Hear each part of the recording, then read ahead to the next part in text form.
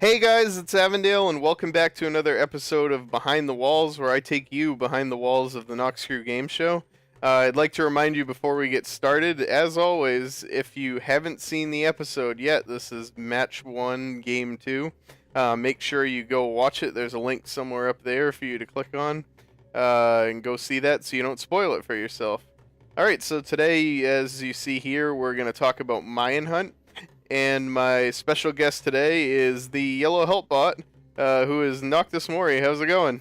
Hi there. Oh god. Ah! Ow! Ow! God damn it. I forgot I can't really fly anymore. Oh, yeah. Because I'm the yellow help bot. Can't vampires fly? Isn't that a thing?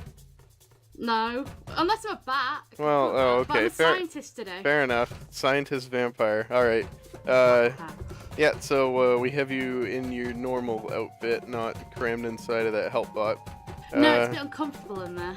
Yeah, and not to mention hot. I mean, we're out in the middle of the jungle right now, sweating it out.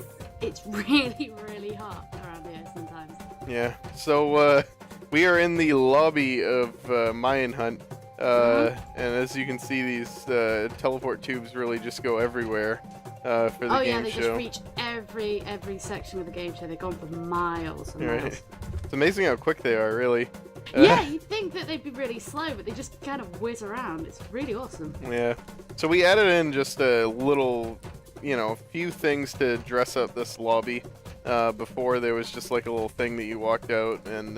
Yeah, it's just really kind of boring and dull. So we've got a lovely new sort of Mayan temple outlook, which is very nice. And then we've got our cage for sacrificing our poor victims to the gods.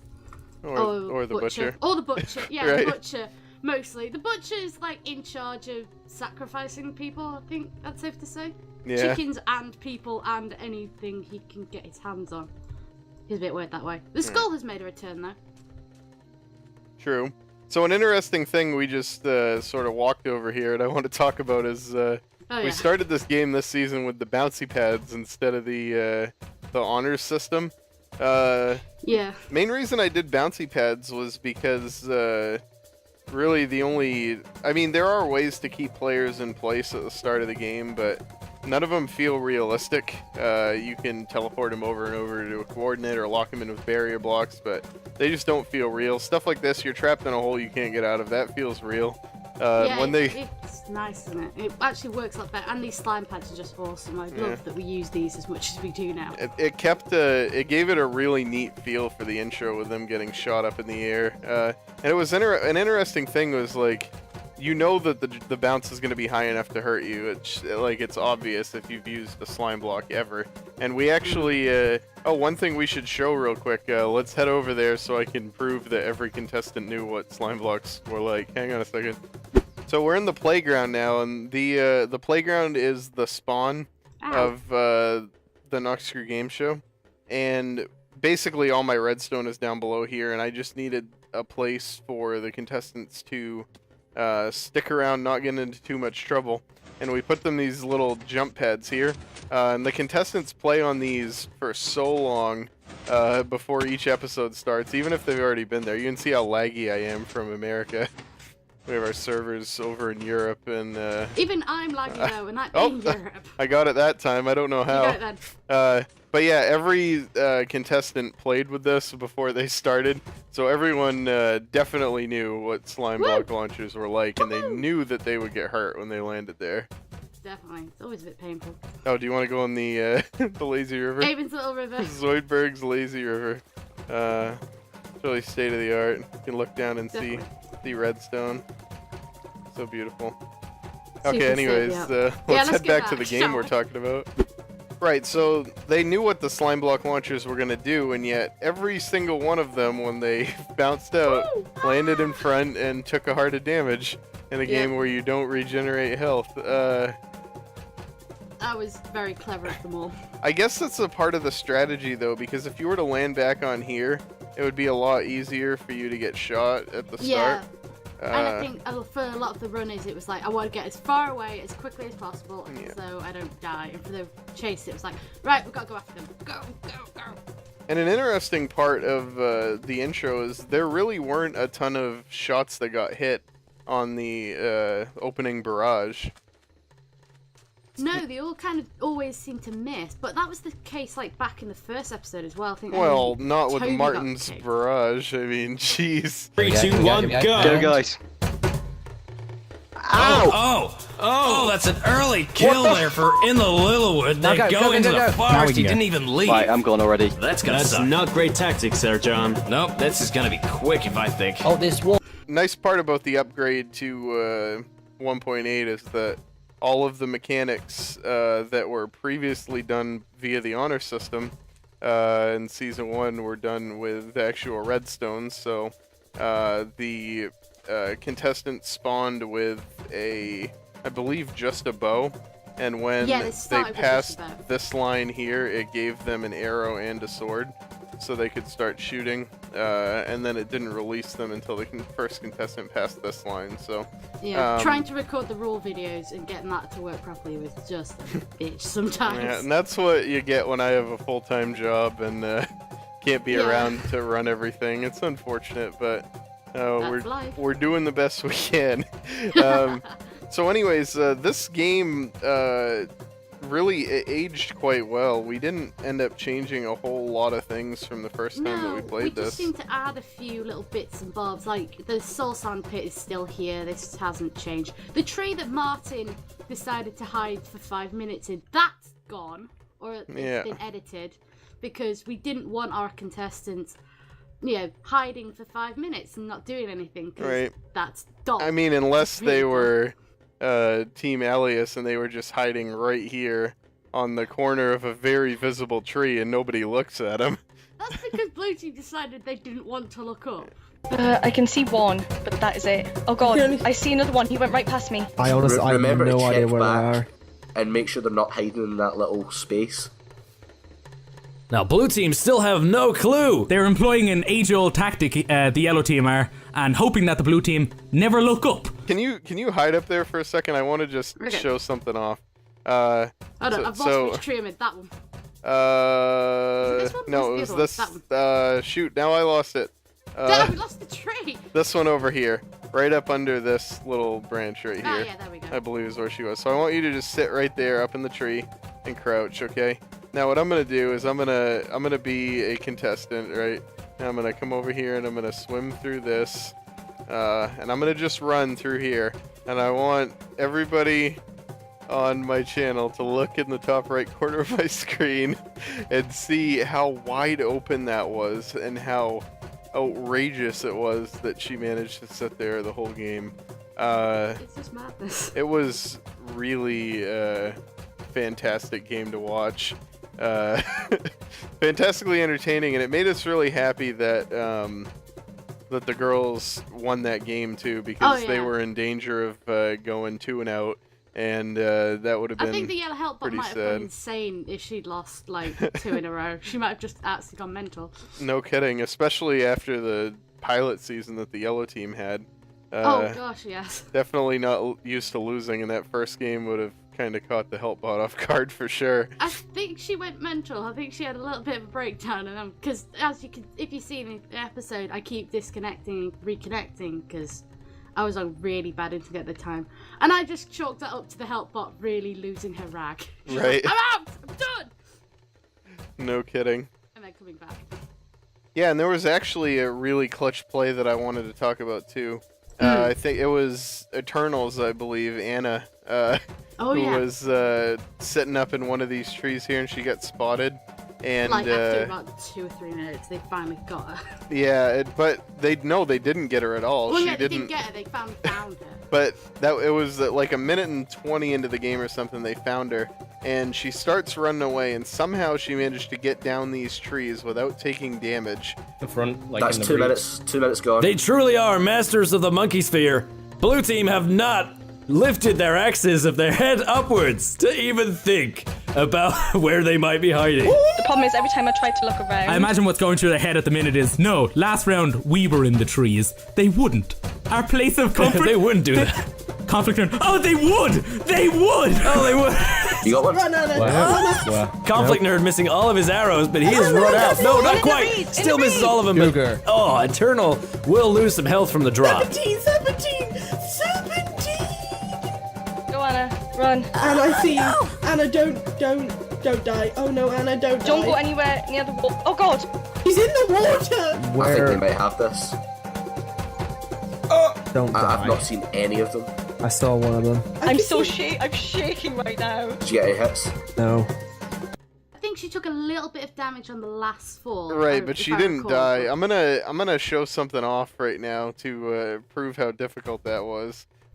Game mode 2, I guess. Because she started off about here-ish, where I Started was. off and then up in this tree, and I'm gonna drop now, and we're gonna see she ran away this way, pretty much straight in this direction, at top speed, and managed to get down here. They were on hard mode as well for this, and she managed to get down and not lose enough life to matter. I took 5 hearts of damage right now, and the server's on easy mode for. Actually, I think it's technically on peaceful when we're in lobby mode, which we're in right now. So that You just know goes better to than show me. you, yeah, that goes to show you that that was no easy task for her to make that escape. The fact that she No. got away, managed to land in the water, not get trapped.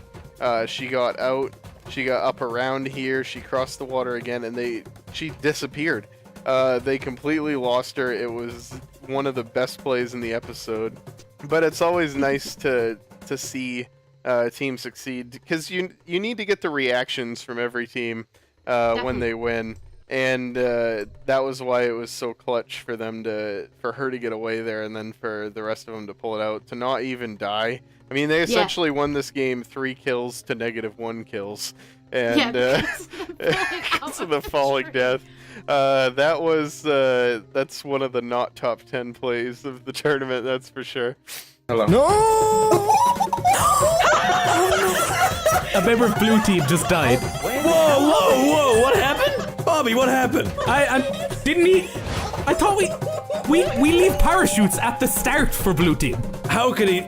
Good God! Blue team have killed themselves more than the yellow team. Oh my. And it was, you know why they only had 1 health, though, it was when they were chasing Anna out of the tree. Yeah, he following, fell he took really all the hard. damage that Anna managed to avoid somehow. It was absolutely clutch play on her She part. must have had a voodoo doll or something. No just kidding. Kind of, all the damage landed on him.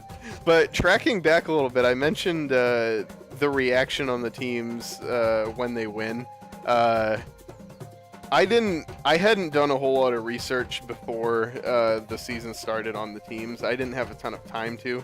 I was spending most of my time doing redstone and working.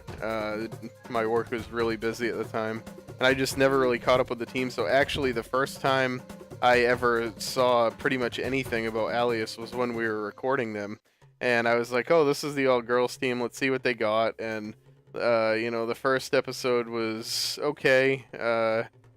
It was a close game, and at the end, Dorton was making me laugh because she was just sobbing the whole time. But I'll tell you, Oh, when no, like, when this as a help bot, you get really, you're like, no, don't cry.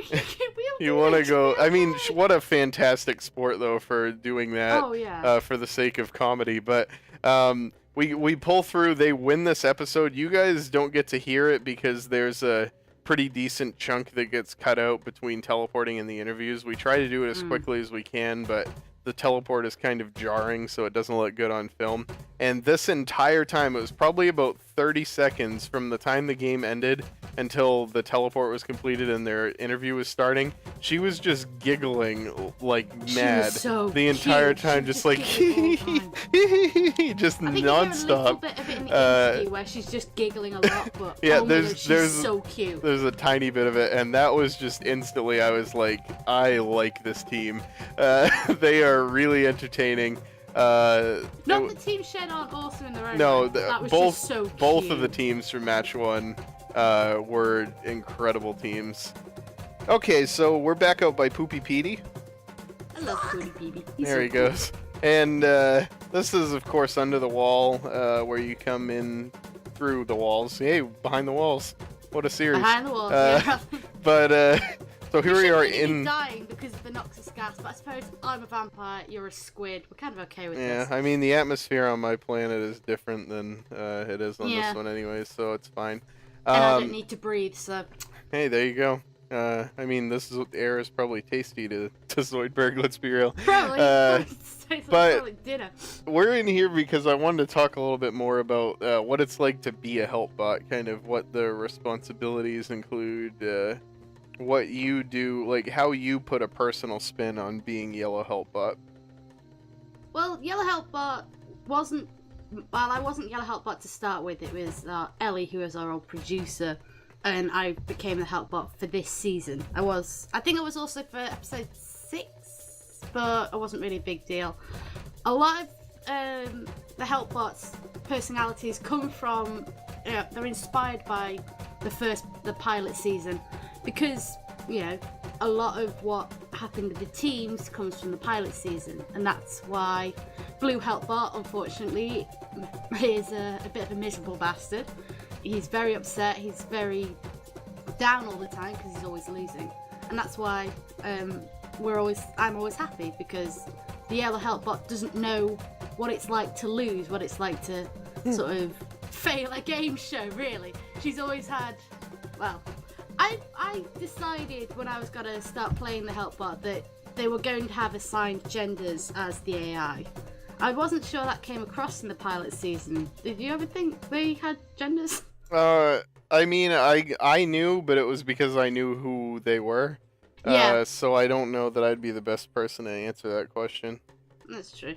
But yeah, I always thought, like, I never really got, like, much of a personality. Like, they always had little sarcastic lines and such, like. But when it came to the new season, we kind of got more into a roleplay sort of thing, that we were going to make this a big, it was a big deal that they were coming to the factory, and that the factory was a place rather than a series of games for them to play. Yeah, I think it's So- important to mention real fast that when we redid the show for this season, every single thing was critiqued down to the most minor detail. Oh, hell yeah. Absolutely everything, and that includes the characters of the Help Bots, the character of the Butcher, the way that they're introduced, what they do during games, how they travel. We wanted to make sure it was a continuous experience and that Yeah, it felt everything like made everything- sense the whole way around. Yeah, that it flowed, and that the factory was a living place, not just a series of teleportations. We wanted it to feel like the game show the factory went on for ages, that there were pathways and little cubby holes. Like, there is an entire lab system that I built over 2 months, and that's somewhere in this factory, or maybe not on here, but there are labs. It's an A factory. That's the other factory. thing. There's multiple factories. Oh yeah, there's multiple versions of the factories. There's You know quite a what's few- funny is there has been 2 times, I believe, we have actually built the other side of the factory. Oh yeah. So we have parts of the walls of one other side, I think. It's one of the biggest Minecraft builds I've ever seen in its entirety. If we got all the different factories together, I think it would just be monumentally massive. It's just ridiculous. You're right. Just how much effort we've put into bits that people aren't really gonna see. Nobody ever sees it but us. Oh yeah, but that's what's fun about it. We get to have a look at it and go, yeah. Yep. This is actually a fully fledged place. Maybe one day at some point we'll do like a walk around of some of the places that you don't get to see. But for now, I'm sure we will. it's a good mystery. It's a secret. No kidding. We don't want to reveal all our secrets. Alright, so thanks Noctis for coming on the show and talking about Mine Hunt. No problem. Thank you for having me. Hey, anytime. Let us know what you thought in the comments. If there's any questions or comments you have, leave them. We will be sure to respond to them. So until next time, I've been Avondale. Thanks for watching. Bye. Well, hey, what do you think? Is there anything we missed? I don't know. We've still got the turtles over here, I think. The Mayan Hunt Turtles, that's right. The Mine Hunt turtles. Where the are giant they? turtles. Oh, there They're he down is. here. Is this one full of TNT too? I think so. No, somebody that the hauled ones- him out. That's the other Aw. one. We have exploding turtles at the Noxcrew Gameshow. Isn't it ever in Blockskip Beach, the exploding ones? No, I think it's over the hill over there. I can't remember. Yeah. We did have lizards on the roof at one point. I think they've gone away. Yeah, the restaurant's blocking them now. Yeah, we chased them out with sticks, and then we built a restaurant. Right. Why not? We are in the lobby of Mayan Hunt, and as you can see, these teleport tubes really just go everywhere for the game show. Oh yeah, they just reach every section of the game show. They've gone for miles and miles. Right. It's amazing how quick they are, really. Yeah, you'd think that they'd be really slow, but they just kind of whiz around. It's really awesome. Yeah. So we added in just a little, few things to dress up this lobby. Before there was just like a little thing that you walked out and Yeah, it's just really kind of boring and dull. So we've got a lovely new sort of Mayan temple outlook, which is very nice. And then we've got our cage for sacrificing our poor victims to the gods.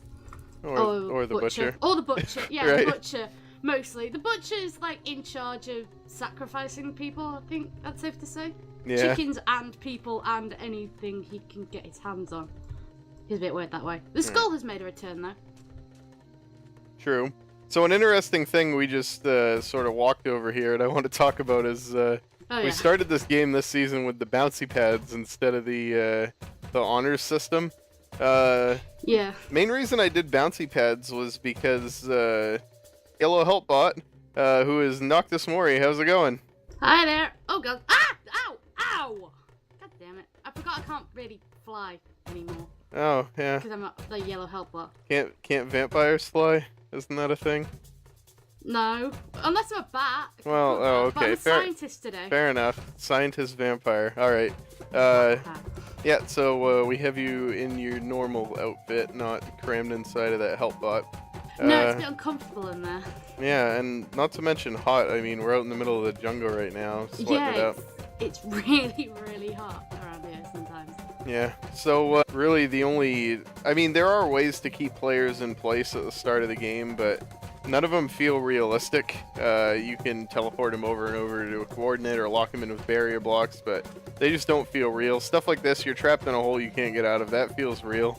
Yeah, when it's nice, isn't it? It actually works a lot better, and these slime pads are just awesome. I love that we use these as much as we do now. It gave it a really neat feel for the intro with them getting shot up in the air. And it was an interesting thing was like, that the bounce is going to be high enough to hurt you. It's obvious if you've used a slime block ever. And we